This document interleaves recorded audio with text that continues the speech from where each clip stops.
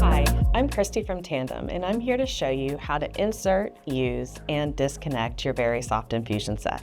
While VariSoft can be used on any body type, you may find this set can provide added benefits if you have challenges with hand strength or movement. It can also help if you want flexibility with the angle of insertion. For example, VariSoft gives you between a 20 to 45 degree insertion angle depending on your body type. Before you get started, make sure you have all of your supplies ready. You'll need your pump with a filled cartridge already installed.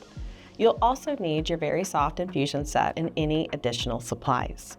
First, wash your hands and clean your insertion site. Let it air dry. The VariSoft Infusion set can be worn on different areas of your body. Choose a site free of hairs, scars, stretch marks, loose skin, and tattoos. These are not recommended areas as the infusion set may not adhere properly and may result in poor insulin absorption. Check your infusion set and ensure the tamper-proof seal and sterile paper are intact. Don't use if they're damaged. Carefully take out the infusion set from the packaging. Hold the set with one hand and gently peel off the front half of the adhesive paper. Avoid touching the introducer needle. Carefully remove the needle guard by twisting and pulling. Pinch at least an inch of skin and tissue, creating a fold at the insertion site. Insert the needle at a 20 to 45 degree angle, then release the pinch. This ensures placement in the fat tissue, not the muscle. Press down on the adhesive tape to secure the front piece. Place a finger on the clear window to stabilize the infusion set, but try not to press too hard and make it harder to pull out the needle. Use the other hand to squeeze the ridges and pull the needle straight back. If that's difficult, straddle the clear window with two fingers while pulling. Now, place a finger on the front of the clear window to secure the cannula.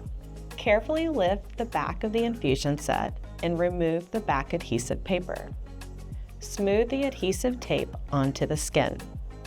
Next, take the tubing out of the packaging. Uncoil and remove the circular protective cap by squeezing the ridges and pulling. Attach the tubing to the cartridge connector and twist clockwise until it's tight. A small space is normal. Now you're ready to fill the tubing with insulin. First, hold the pump with the cartridge connector or pigtail pointing up to push out the air bubbles. Then check for air gaps in the tubing. If you see air gaps, continue filling until they are no longer visible. Finally, ensure you see drops of insulin at the end of the connector needle before proceeding. You're ready to connect your filled tubing to your infusion set.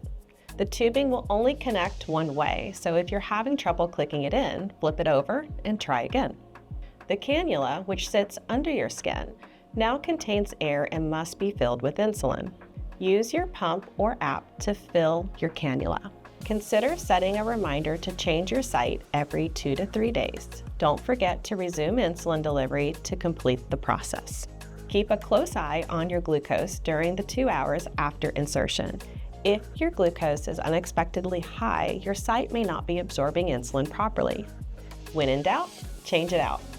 Persistently elevated glucose is a sign that you are not getting enough insulin and therefore increases your risk for diabetic ketoacidosis, or DKA.